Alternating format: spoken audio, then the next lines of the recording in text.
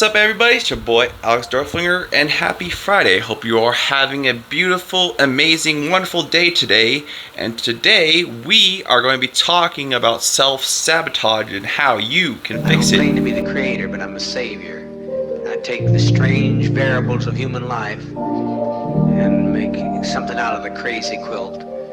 You're wondering, what is self-sabotage? Well, self-sabotage is a set of limited beliefs that you specifically have about yourself, and usually it's in a negative connotation, but basically self-sabotage is when you set yourself up to put yourself in a position that ends up hurting you in the long run. So sometimes our self-talk is negative because the human brain has about 60,000 thoughts, and a good portion of people, their thoughts a lot of time are negative, which actually is what causes self-sabotage in a way. Here's an example. So if you get into a relationship, right, and then you get your heart broken, and then you believe that you're not worthy of love, and so anytime you get into a relationship, you push people away and keep people at a distance because you believe that you are not worthy of love. So anytime you get uncomfortable and it's a new feeling, you're not used to it, you tend to push people away.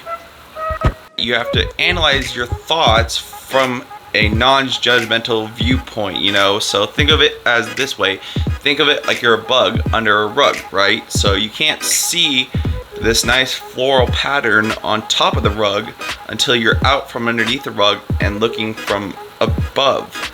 And so basically you just have to view your thoughts from a non-judgmental point of view and analyze it and break it down so that way you're better able to understand where this belief comes from. Go back to that example of believing you're not good enough. Ways you can basically fix that is be like, well, maybe I need to build confidence, or maybe I need to fix how I approach girls, or whatever your preference is. Basically, you're just taking steps to fix your problems. But basically, we're like thermostats. So there's this thing called homeostasis, and if you set your thermostat to say like 70, it's gonna, if it gets too hot, it's gonna bring down the coolness back down to 70, and if it gets too cold, it's gonna bring it right back up and heat it back up to 70. And so for a lot of us, our subconscious minds, we put this barrier around us called our comfort zone. And when change is scary, we go back to what's comfortable, but you have to push your comfort zone little by little to expand your comfort zone so change isn't so foreign. Visualization is another powerful trick that you can use to break self-sabotaging. So basically, envision the best version of yourself, what that would look like, what that would feel like, and what thoughts the best version of you would have. So take a moment right now to visualize what the best version of you would look and feel like. Just close your eyes and think about it. And then what I want you to do is ask yourself, what would the best version of me thoughts would be like, their actions, and how they would get there to achieve that. And then I want you to feel and be the best version of you for a whole week and see how that feels. This can help break a lot of limited beliefs that you have about yourself that were like a negative connotation, basically. So you need to stop being so harsh on yourself, because a lot of times our self-talk and we're just so harsh on ourselves, but we just need to learn to be more accepting and loving of ourselves instead of trying to be really harsh on ourselves. So, for example, say you fail a test. Are you upset and mad about yourself that you didn't do good? Or are you kind of someone who'd like, hey, I wasn't prepared for this test, but next time I can do better? There's always room for improvement. So when you change your beliefs and say, hey, I can do better next time, learn from your mistakes or problems and get better at it, and be like, hey, I didn't understand this at this point in time, but I can do better or do something differently next time.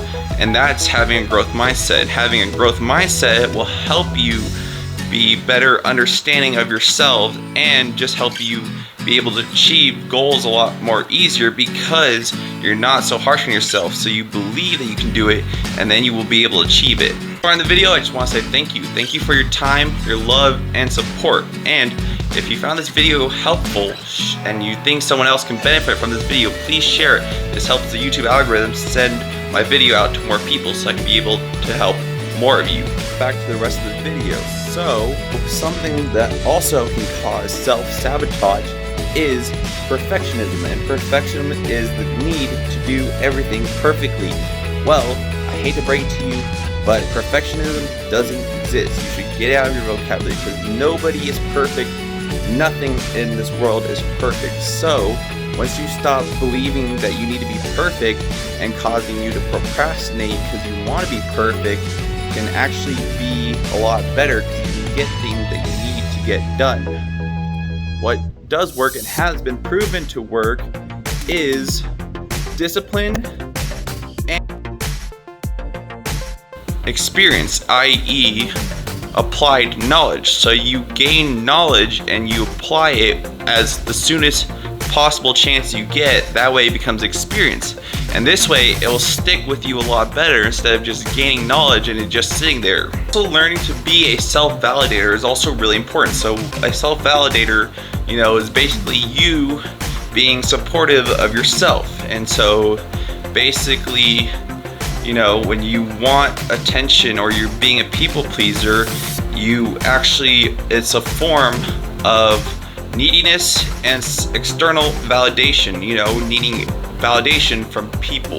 Well, when you self-validate yourself, be like, hey, I am enough, and you look for the things you like, work on those things, and then improve on it, and then the things you don't like, and get rid of those things. And, by breaking your problems and goals down to smaller problems and more achievable steps, it makes it a lot easier to do and get done.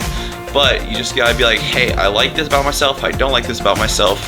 What do I need to do to fix that? And what do I need to get there? The power of also saying no is also just as powerful, because it shows that you have respect for yourself and that you have boundaries of what you like, what you don't like, and learning that when too much is too much. So when you don't approve of something or don't want to do something, you need to learn to say no. Stay legendary, stay beautiful. I'll see you on the next adventure.